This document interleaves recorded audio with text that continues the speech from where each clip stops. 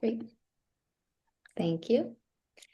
And this is going to be a larger meeting today, so just make sure that you are on mute and camera off. We will be having Q&A, but that will be at the end of the presentation.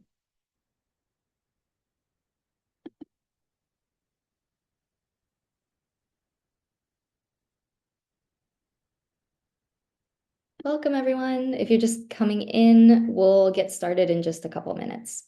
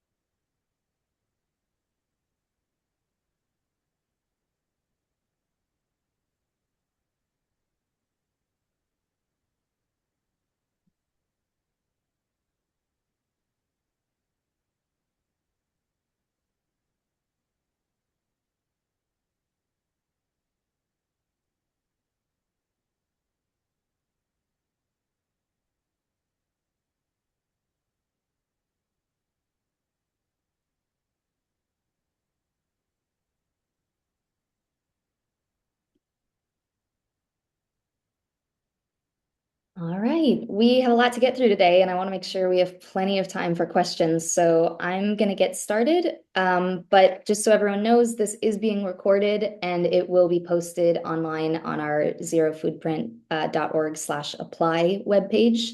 So if anyone's coming late or will have to miss this, it will be available. So hi, everyone. My name is Alana. I'm the Restore Program Manager at Zero Foodprint. Also on this call are my coworkers, Katya and Sid. They're going to be helping out today with questions and presenting, so thank you. I'm going to present for about 25 minutes on the Restore program, and then we'll answer all questions at the end. But feel free to pop them in the chat as they arise. We'll try to start off with questions that kind of are broad and might be relevant to everyone. And then if you have a specific question on your application, feel free to stick around at the end and we can get to those as well. And like I said, this is being recorded and will be available online in the coming days. Next slide, please. So before I jump in, I'm just going to give a quick overview of our organization, Zero Foodprint. We are an environmental nonprofit first and foremost, and we like to say that we change the way that food is grown in order to restore the climate. And we do that by raising funds from a variety of sources, but primarily our member businesses, which contribute a portion of sales, typically around 1%. And that helps us fund grants like Restore. Next slide, please. So if you know of a business that might be interested in joining as a member, please get in touch with us. We're always looking to grow and expand our reach and our impact. Thanks. Next, we're going to dive into Restore. So as a climate organization, our flagship grant program, Restore, is really centered around maximizing carbon drawdown. And so I'll go into that a little bit more in depth later on. But basically, some stats. When you apply for the grant, you can apply for up to $25,000 to implement anywhere from 1 to 4 conservation practices of your choosing. We use the NRCS definitions of conservation practices, and there's a list of approved practices in our grant guidelines on our website. But to give you an idea, things like compost and hedgerow establishment, tree and shrub establishment, prescribed grazing, range planting, cover crops, reduced till, things like that. Basically anything that is going to have a direct impact on increasing carbon in the soil. We do require that you work with a technical assistance provider, and they will sign off at the end that everything has been completed appropriately. and Zero Foodprint will cover that cost if there is one. And then if you are selected, you will have 12 months to implement your scope of work. And so just keep that in mind for when you're applying, what feels realistic for you to achieve in a year's time. Because once basically your award is tied to the scope of work that you applied for. So once you've been awarded, the scope of work cannot change. And as for what funds can be put towards, the grant funds can be used for any supplies, labor, services, or equipment that are required for the completion of the practice or practices that you were awarded for.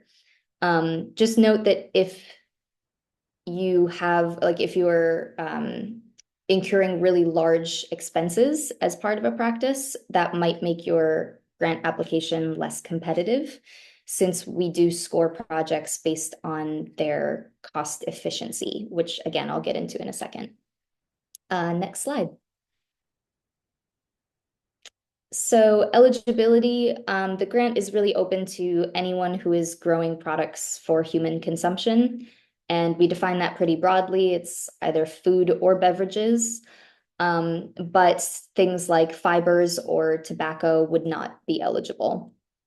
We do also require property owner approval, and we require that you attest that these practices would not be possible without this grant funding. And that's just to keep ourselves honest in our impact reporting. So we're able to say that, we played a big part in making this possible. Next slide. Like I said, we do require every grantee to work with a technical assistance provider to validate that the practices have been carried out and carried out correctly in accordance to NRCS guidelines. And so you will identify this person when you apply and upload a quote from them for their time and their service on the project. And then they will act as your resource for any sorts of like on the ground implementation questions that you may have. And so we really recommend staying in consistent communication with them both before and during practice implementation, making sure you're all on the same page so everything goes smoothly. And then they will conduct a site visit at the end to sign off that everything has been completed as stated in your contract, and that will unlock your final grant payment. They must be a third party, so that means they cannot be employed by the applicant or, affiliated with the applicant. And if you have trouble finding a tap, we're here to help. We have some resources available in the FAQs on our website. And you can also get in touch with me directly and I can point you towards some resources. I do recommend starting this process as soon as you have your scope of work solidified, because sometimes it might take a little while to find a technical assistance provider. So it's important to do that not 48 hours before the grant is due. Next slide. Okay, so there are two ways of getting a boost on your application. The first is if you belong to a historically disadvantaged demographic, which the USDA defines as anyone who may have faced discrimination due to their race, and you would self-identify that on the application when you apply. Or the other way is if you supply one of our member businesses or member restaurants, and we have a whole list of those available on our website under member directory. So I'm going to get into what this means more in a second, but basically what you need to know is either of these boosts removes 30% from your cost per ton, which you can kind of think of as like your project score, and we score projects that have the lowest cost per ton. So this is definitely advantageous to your application. And then you are able to have both boosts, in which case you would receive a 50% like discount in a way on your cost per ton. Next slide.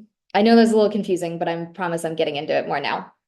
So this is our scoring process. This is kind of the most important part of this presentation. It's kind of a peek behind the curtain on what we're looking for from in applicants that we fund. So essentially, when you submit an application, you submit your project bid, which is all of the bids for each of the practices that you are applying for. And you determine that number on your own. You decide how much you believe it will cost you to implement these practices. And then we add that with the estimate of what technical assistance will cost. And that gives you the total project cost at the top. Then we divide that by the total amount of carbon that will be sequestered by the practice across its lifespan. So in order to do that, we use an online tool called the Comet Planner, which is linked in the application.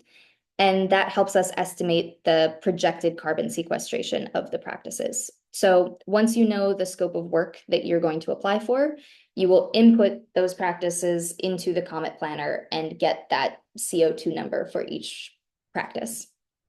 And then we take that number and we multiply it by the practice's lifespan on the back end. So you don't have to worry about this, but we look at how long of a lifespan the NRCS assigns to each practice. So for some, like tree and shrub establishments, they say it will continue sequestering carbon for 15 years or whatever it is. And so we look at the whole practice lifespan. Even though every grant is only for 1 year of implementation, we are assuming that practices might continue to sequester carbon beyond that. And so when we multiply those together, we get the total CO2 for the project.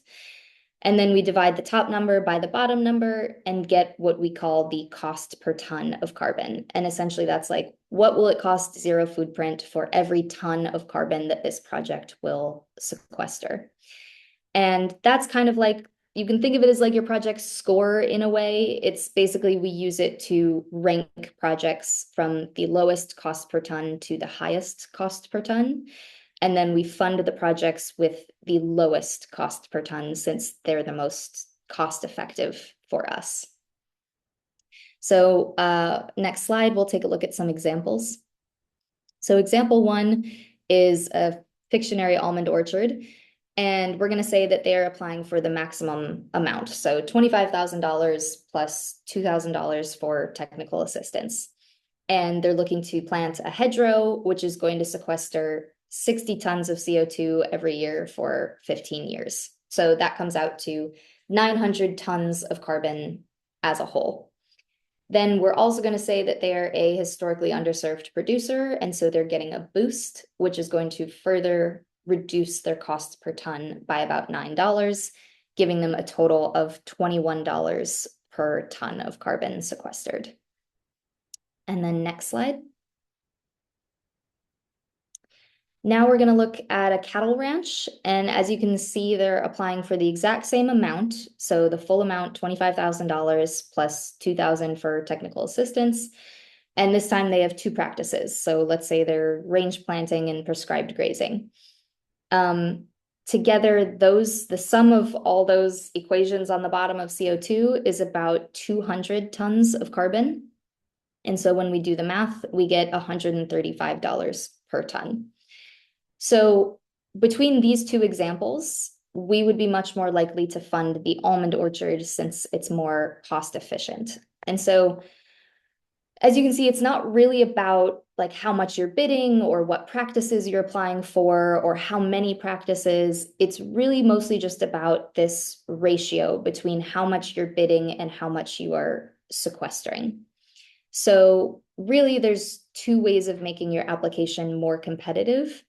You can either increase your scope of work, which would increase the amount of carbon being sequestered, or you can decrease your bid.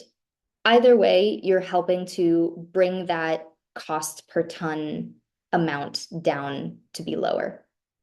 So I'm going to get into one of those right now, which is cost sharing. So next slide, please.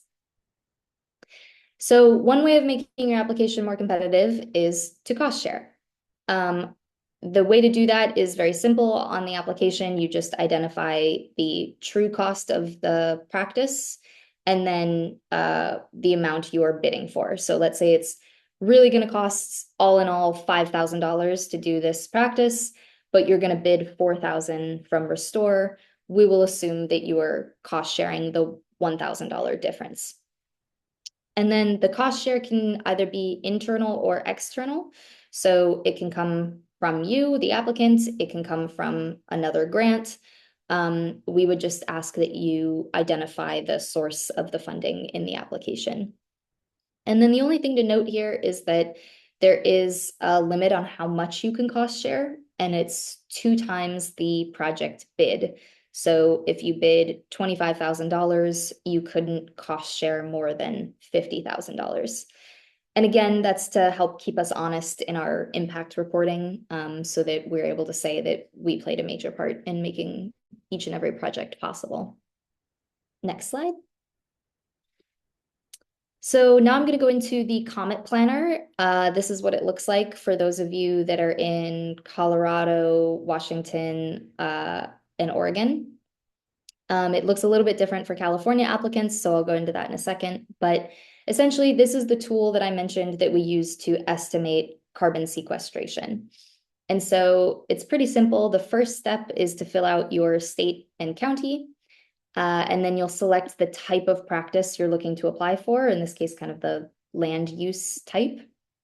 And then once you do that, next slide, it will open up a list of available practices. And in this case, it's a drop down, and you select which one you want to apply for.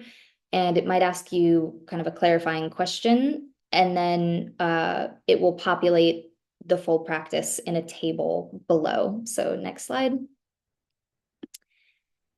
And then this is where you'll fill out the acreage that you'll be implementing the practice on. And then this number on the right that's circled, that is exactly what you'll put into your Restore application when it asks about the Comet number for each practice. And then if you're applying for further practices, you just scroll back up and repeat those same steps, and it will continue to add practices down to this table. And then when you're done, you'll hit this little page button at the top and select download PDF, download Comet Planner, and you'll upload that to your application. And then next slide.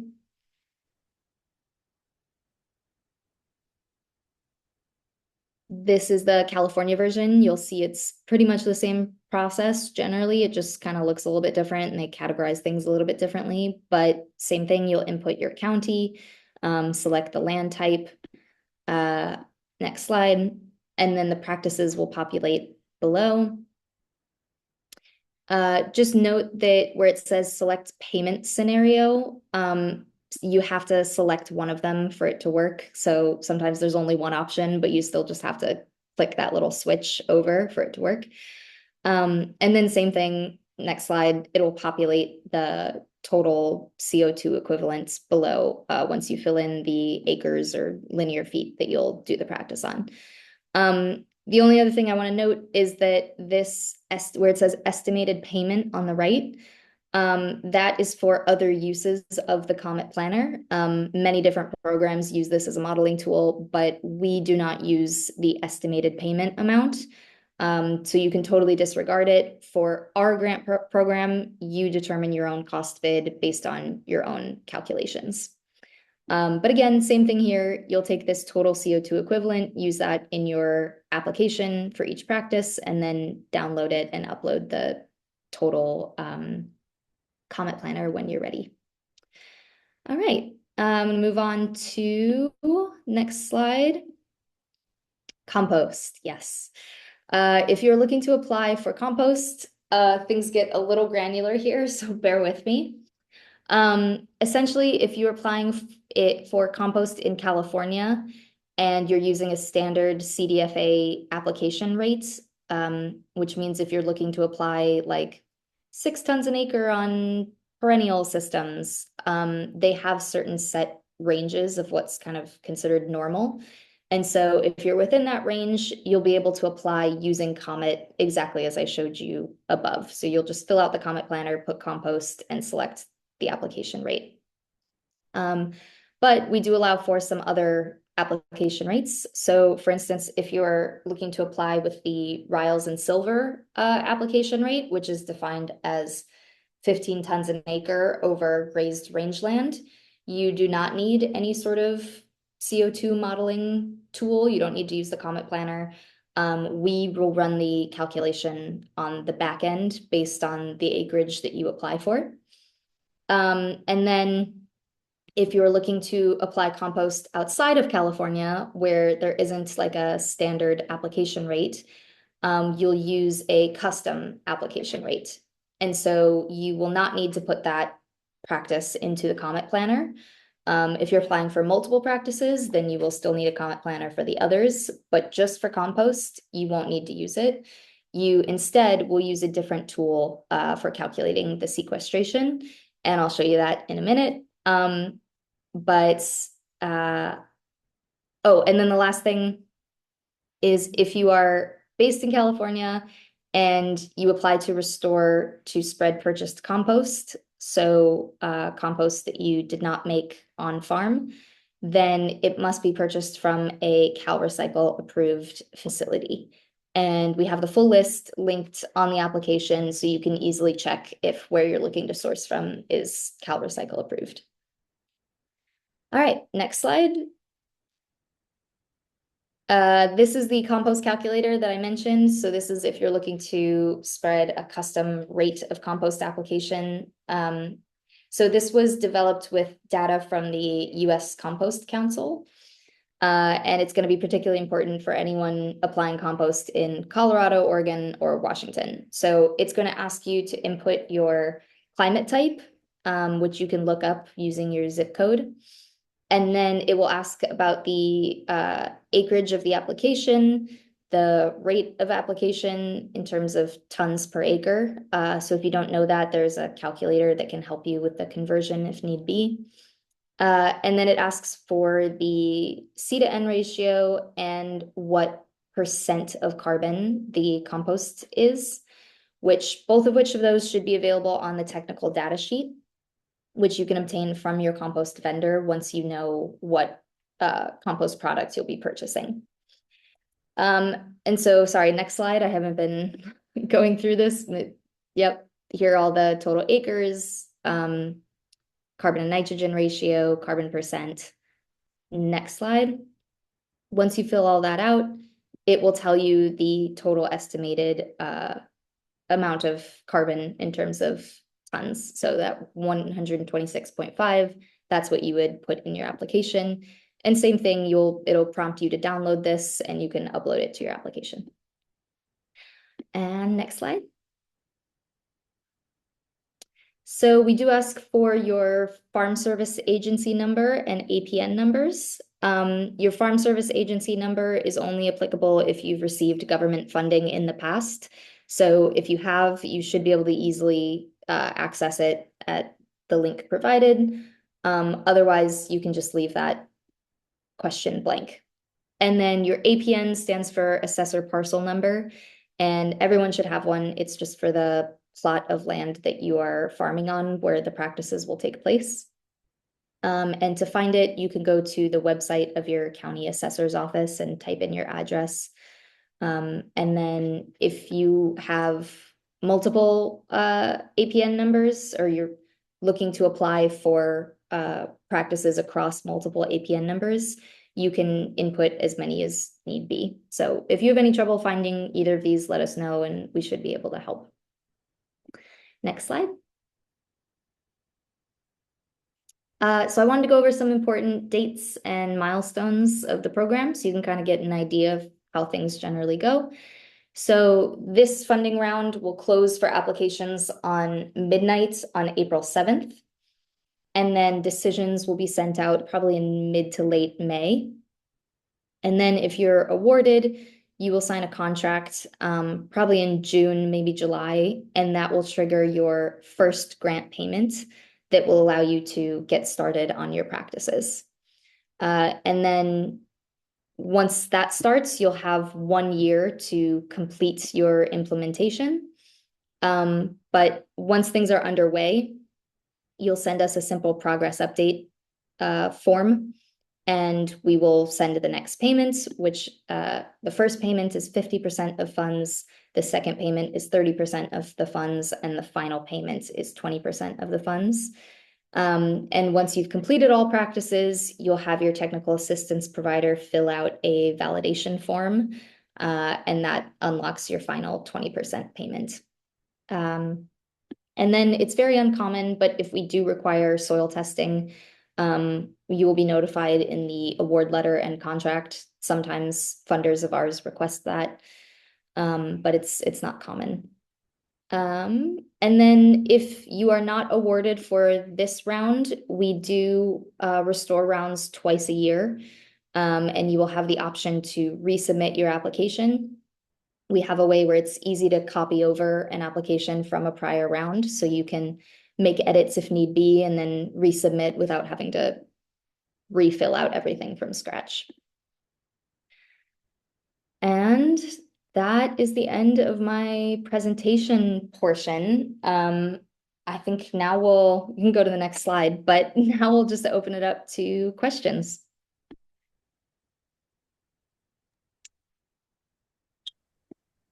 Cool, Lana. I will share the questions with you. The first one is, will there also be a replay on this presentation? Yeah, so we've been recording, and we will upload the recorded version within a few days onto our website, which is the zerofoodprint.org/apply. It'll be there in place of the past webinar recording. Thank you. Second question, does the size of the farming operation or type of produce being grown or produced factor into the decision making, or is the primary scoring factor the amount of carbon being sequestered by the practice being implemented? Yeah, I'd say the size of the farming operation or the produce grown does not factor in. We've funded very small operations of, less than 5 acres, and we've also funded very large operations of hundreds of acres. So we're pretty agnostic on that. What really matters more is, like you said, the carbon being sequestered, and that the scope of work kind of matches and is adequate to the amount being applied for. So when we fund smaller sized projects, oftentimes it is for a smaller sized grant. So think like $2,000, $4,000, somewhere in that range, but it's definitely possible. Awesome. Next question, is the TAP cost determined by the TAP and that cost funded within the grant award total? Yes. So the TAP cost is a quote that you'll get from your TAP provider. You'll basically reach out to them and say, hey, I'm looking to apply for this grant. They require technical assistance. I'm looking to do this practice, and this practice. It's a year scope, year timeline. What would it cost to get technical assistance from you on this? And they, if they have capacity, they'll say, okay, you can work with this person and this will be the cost. And then you'll input that into your application. And then that cost does not come out of your grant amount. So like you saw in the examples, you could apply for the full $25,000 for implementation, and then the budget for technical assistance comes out of a different pool of funding, and can be in addition to that. Perfect. Next question, our farm is in its 4th season of pre-launch, design, build, and seed crop development for our garlic farm in Washington. We are not currently organized as a business entity and will be service disabled. We are ready to officially form our company and begin developing approximately 2 acres, starting with a base of wood-based compost overs, then soil, and topped off with smaller, fully processed compost. What would be your recommendations for our next 2 to 3 steps? I think let's talk closer to the end, because this feels like a more specific question to your application. But I'll just say generally that you can apply for a grant even if you are not have not started growing yet. But also, if you'd like to prep the land, let's say apply some compost, something like that, you could. But also, there's no rush to. We do these twice a year. So if you would rather spend some time, getting ready before we don't want to rush you basically to have things done in 1 year. So it's up to you to kind of pick the right time to apply based on what works for your operation. So we'll circle back. Sweet.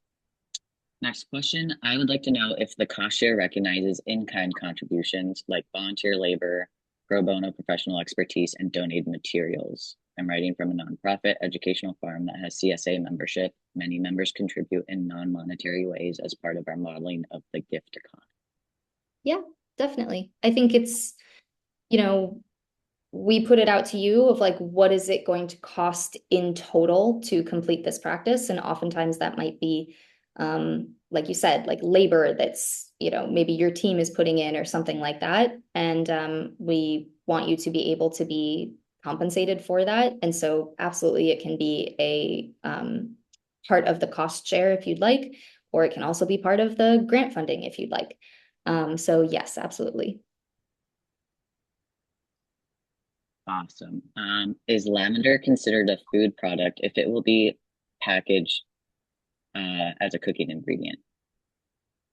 Yes, I guess if it's intended for human consumption, then yes. Another question about the recording of the webinar, just asking how soon we expect it to be available. I mean, I don't want to promise anything just in case our comms guy gets really busy in the next 24 hours, but generally we try to have it up very quickly. Definitely within a few days. Perfect.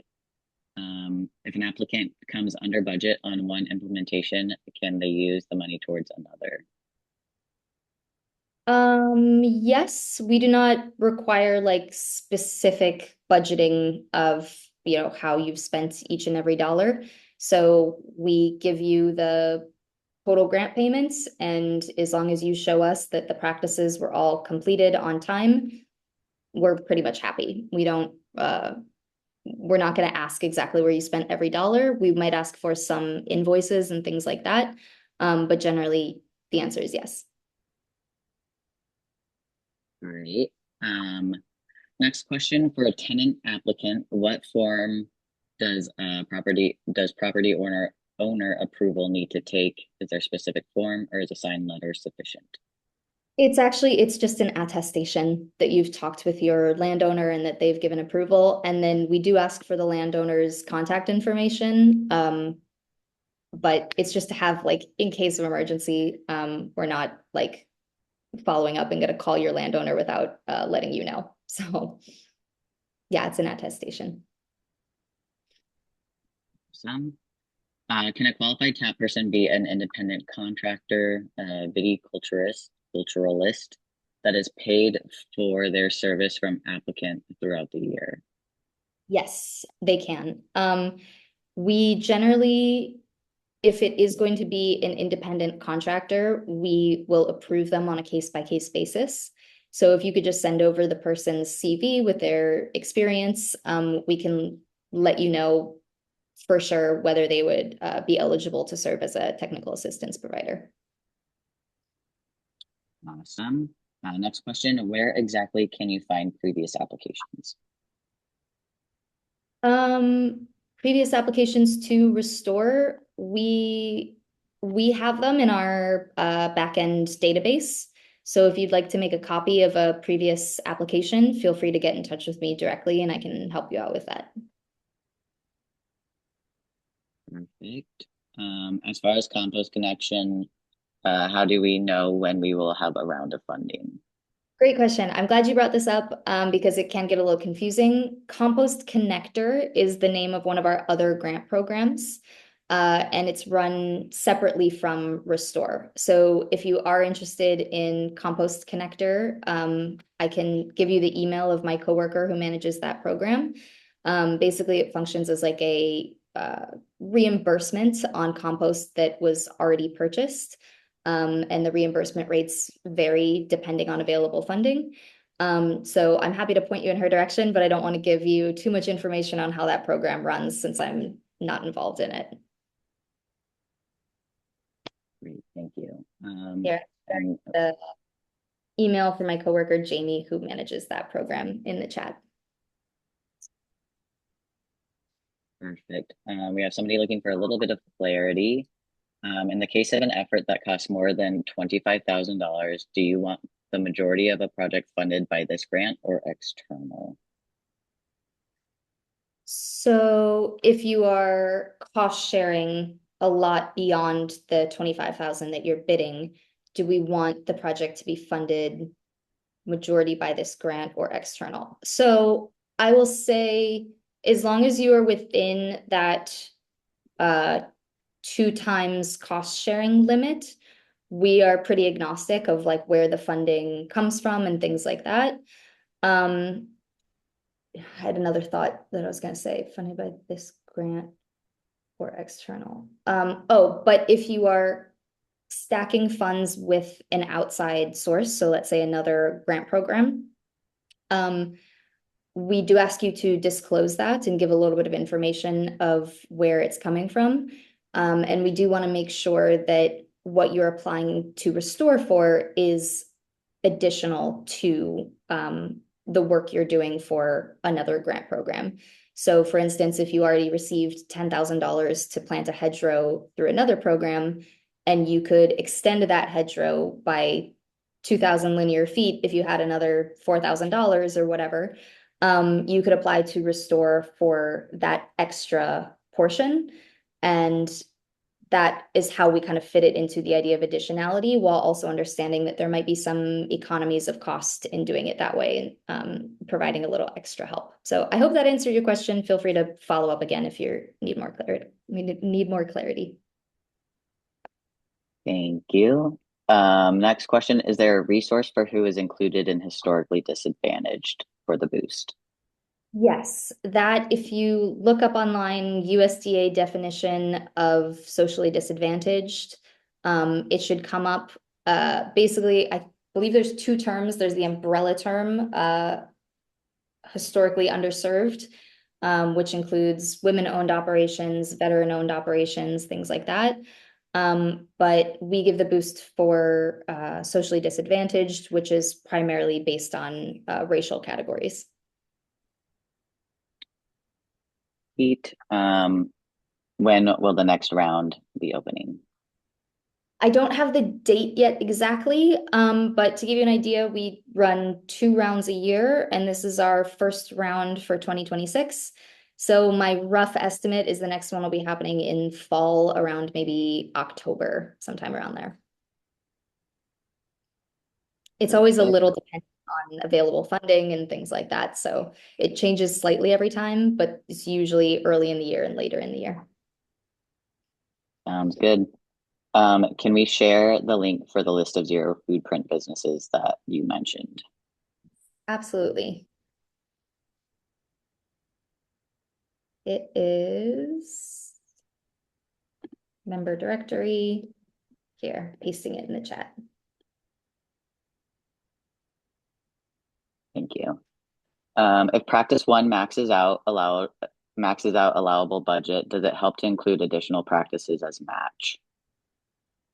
Yeah, you could do that. You could apply for one practice where you're bidding $25,000 and then an additional practice that you're bidding no money for. Again, as long as everything is additional to what you would be able to do without the grant funding, that's totally fine.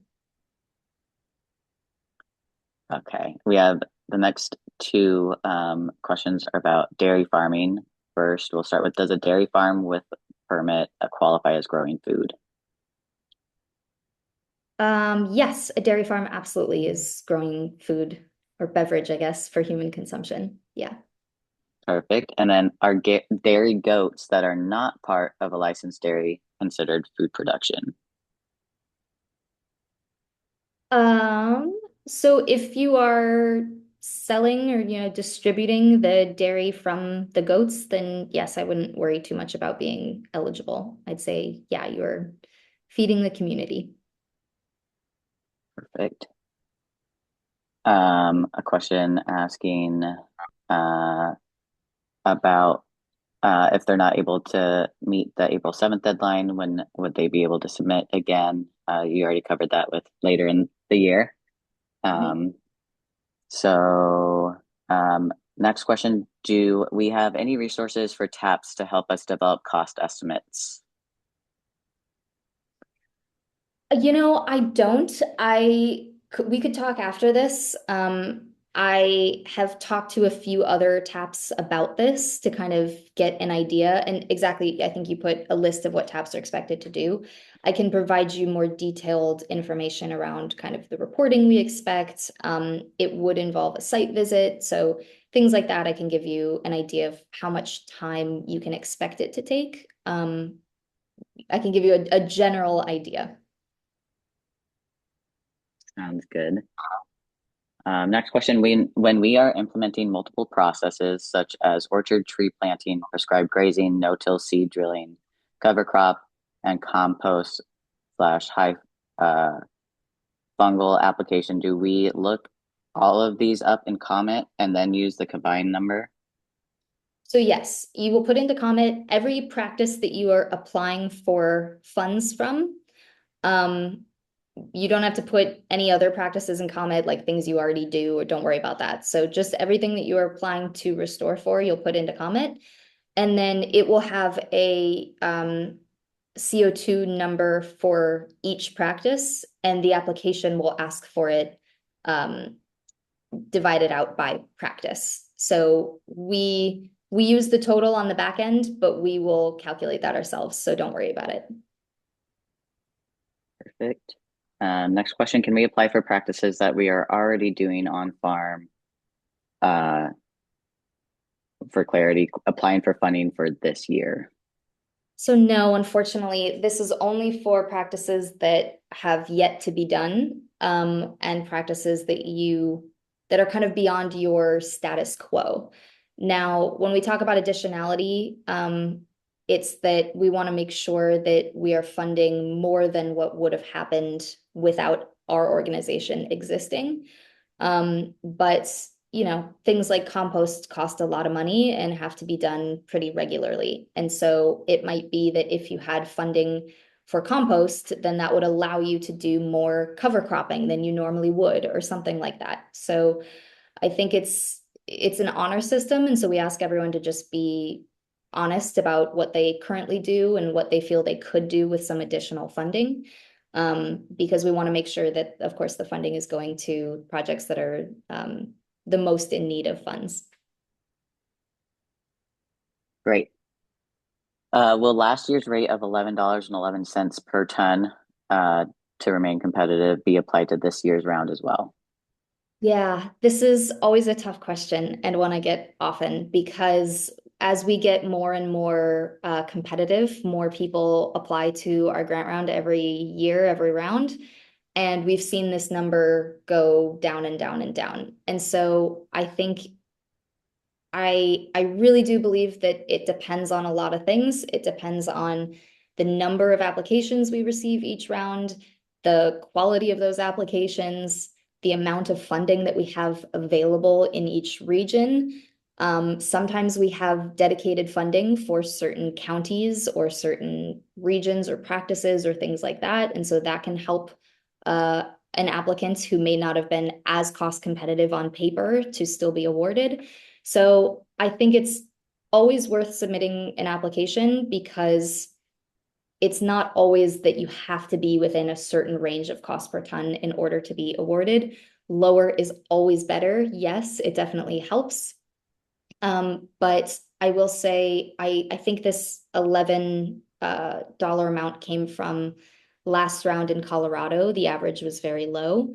And this round, I think we have a little bit more funding to distribute in Colorado. So we might see that average come up a little bit. I'm not sure. It totally depends. But no, I think as long as you are, you know, maybe under $50 per ton, I think it's well worth submitting an application. Awesome. Next question, are perennial systems like orchard evaluated differently than annual cropping systems under CPS 329 no-till or 340 cover crop?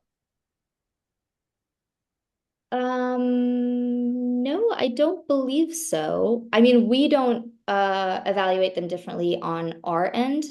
The Comet Planner might evaluate them differently, orchard systems versus annual systems. But we don't treat them any differently when we review the application. Great. If hay is grown and sold to local dairy farms and beef cattle consumption, will this qualify under the criteria?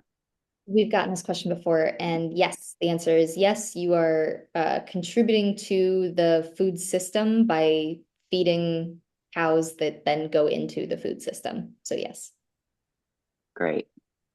Can the cost of machine equipment be part of the grant? If I've already started mulching and composting 3 years in a row now, I need an equipment to spread the organic mulch everywhere in the property. Yeah. Yes. So machine equipment can be a part of what you use the grant funds for. Um, I think the tricky thing here in this instance might be around additionality of if you were already planning on spreading that mulching and composting, then it might not count as additional. I'll also just note that the equipment can be expensive and it might inflate your bid in a way that, for instance, if someone else was applying for compost spreading and mulching, but they already had the equipment or something like that, they didn't have that cost, then theirs might be a little bit more cost competitive than yours. So something to think about, but there is no, like, we don't prohibit funds from being put towards machinery or anything like that. So yes. Sweet. Okay, we have a question for Jamie. Will there be a webinar on compost connector? That's a great question. I don't know of one since it's done more on a rolling basis than in kind of a like set schedule like we have on Restore. But if you reach out to Jamie at the email, I'm sure she'd be happy to answer any questions that you have. And there's more information on our website as well at zerofoodprint.org/compost. Hey, Alana, it's Jamie. I'll just jump in real fast and say that currently we're about to release some additional funding for the program. I'm going to be sending out a program-wide email pretty soon discussing how we're releasing funding this year. The program has become pretty popular, so we're doing our best to make sure that everyone has a chance to participate. So anyone who has signed up for that program or is interested in signing up, please stay tuned for some updated information in like the next week. Cool. Thank you. Yeah, thank you, Jamie. Getting back into our Restore questions, how do reviewers view integration of small livestock like chicken within soil carbon projects? Yeah, there is a practice you can apply for prescribed grazing, which involves, rotationally and intensively managed grazing systems. I will say, for whatever reason, the Comet Planner doesn't assign a very high amount of carbon sequestration for it, unfortunately. So I've seen that practice be successful more so on larger scale operations or in addition to other practices, like maybe a tree and shrub establishment or something like that. Great. How many grants are you looking to fund, or what is the pool of funds available with this round of applications? Yeah, we don't have like a set number of grants we look to award. We kind of just go down the list until our funding is exhausted.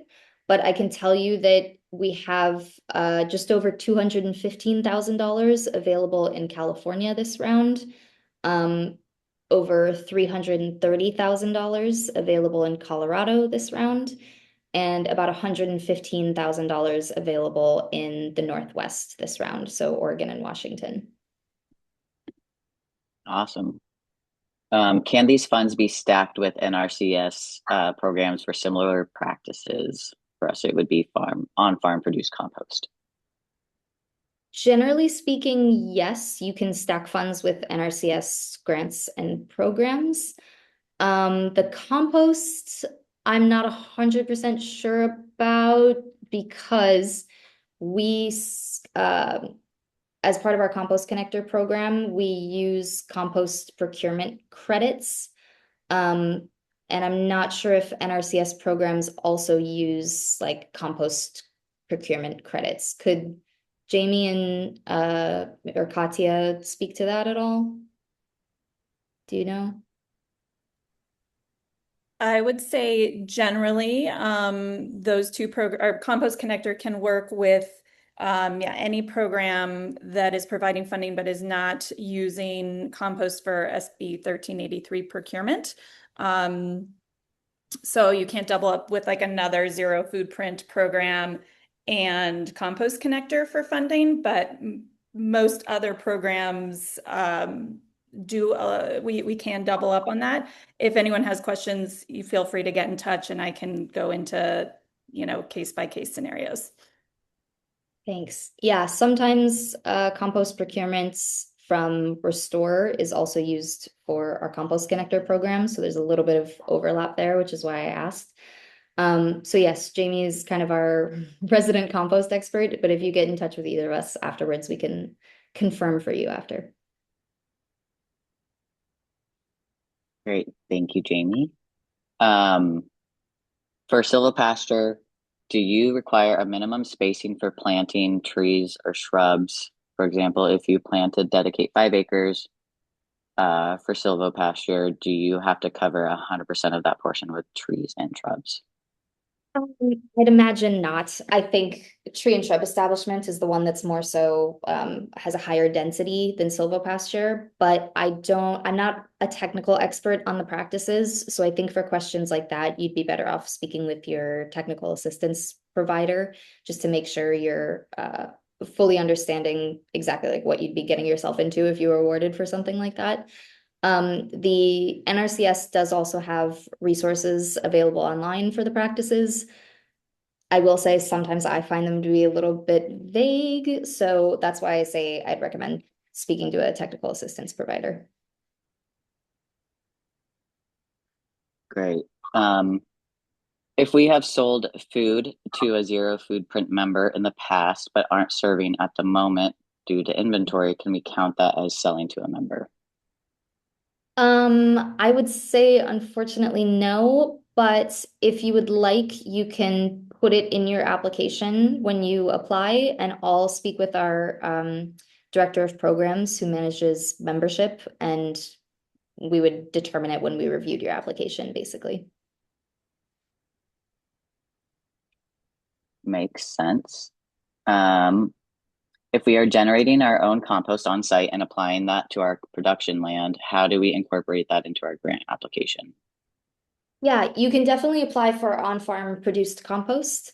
And it would fall into if you're applying for the standard CDFA rate, like I mentioned, you would just apply the regular way through the Comet Planner.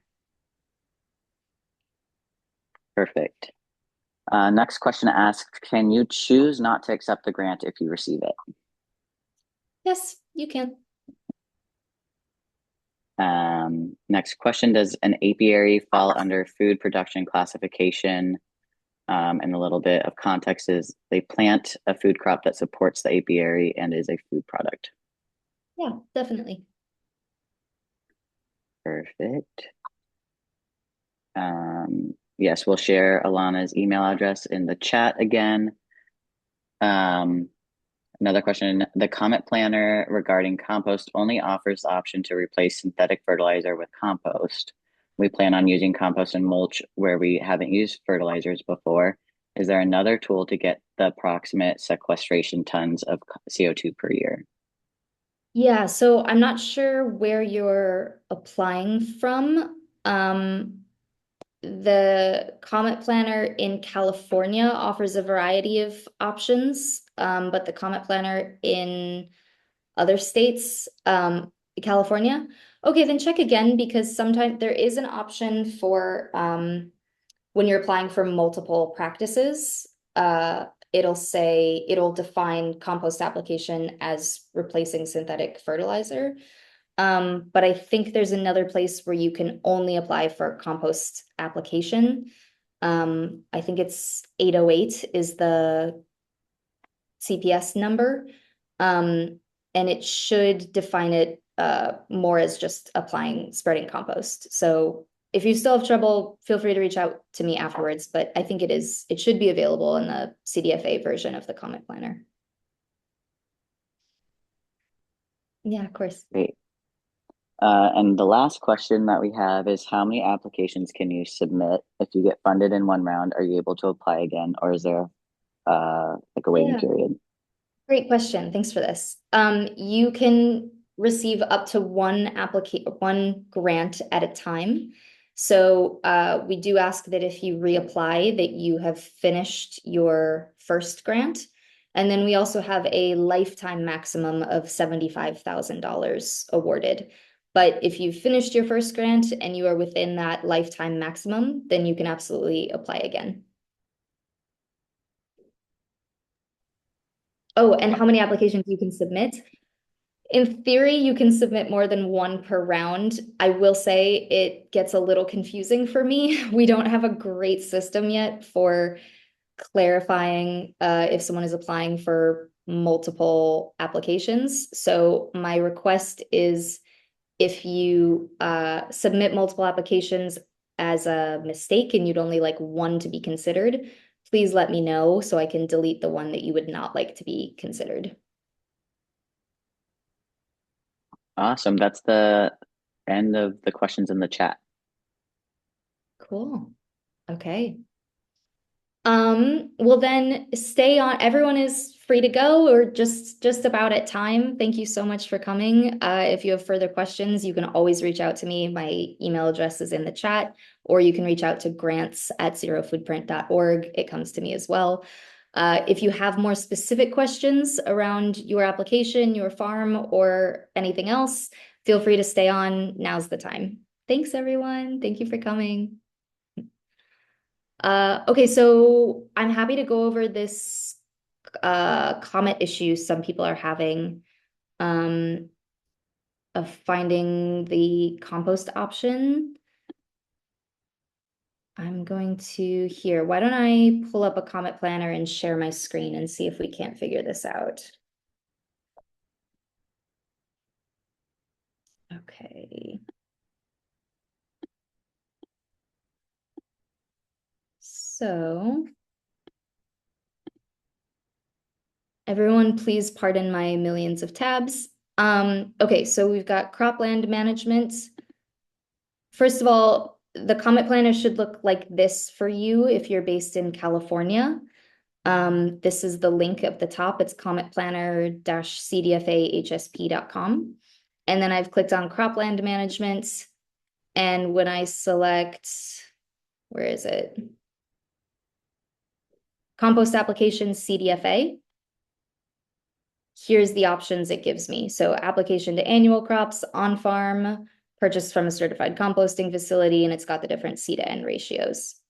So this is what you should be seeing and applying for if you're looking to do compost in California for one of these standard application rates. So here it gives you the option 6, 7, 8 tons.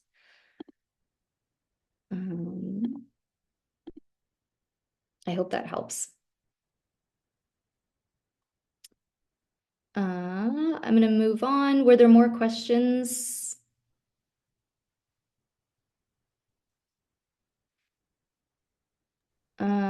We have, oh yeah, go ahead. To receive the credit for socially disadvantaged, is the qualifier the producer or the owner? It is the owner of the farming business. So not necessarily the landowner, but the owner of the business, which would, I'm assuming, which would be the recipient of the award funding. Perfect. We have another question asking if we can go over the comment to show the process on compost for Colorado. And oh, sure. So here, let me pull this up.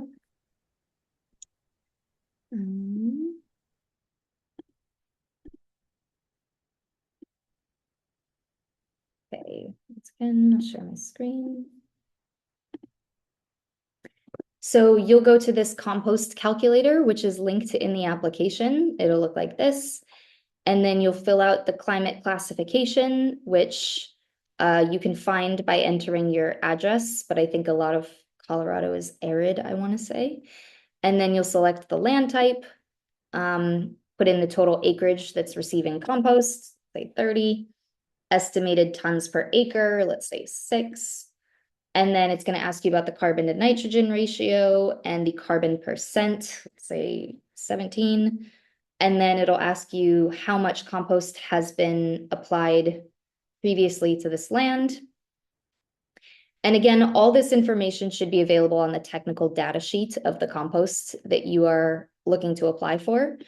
So you can kind of see some examples here of what that looks like, but you'll reach out to the vendor that you're buying the compost from to get that technical data sheet. And then when you submit, it'll tell you how many tons of CO2 will be sequestered, and you'll put this into your application, and then you'll hit print and download this as a PDF so that you can upload it to your application.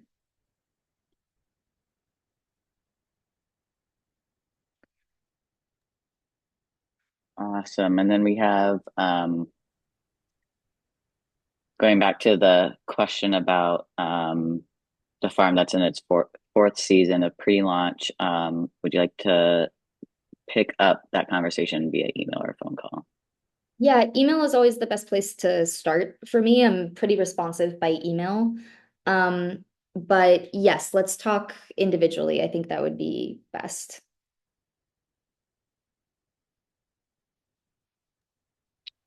Awesome. And I Great. just dropped.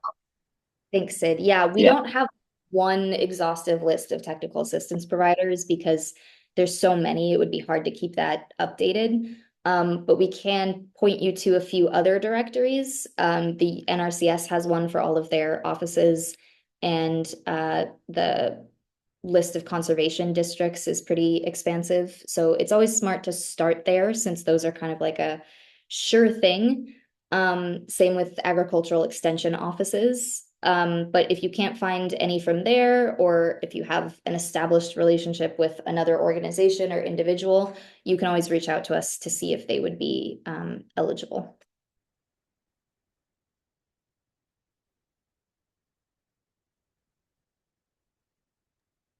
I believe Thomas had their hand up, but that might have.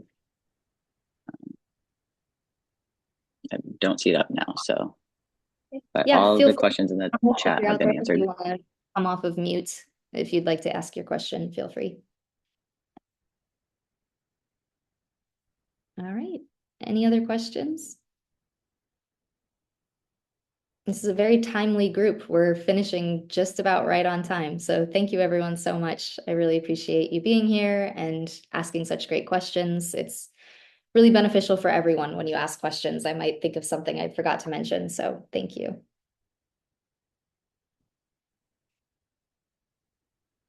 All right. Well, if there's no other questions, I think we're gonna hop off. But like I said, I'm not going anywhere. I'm here and happy to help. Just feel free to reach out, send me an email, grants@zerofoodprint.org. And if need be, we can always set up a one-on-one call. All right. Thank you, everyone. Have a great rest of your day. Take care. Bye.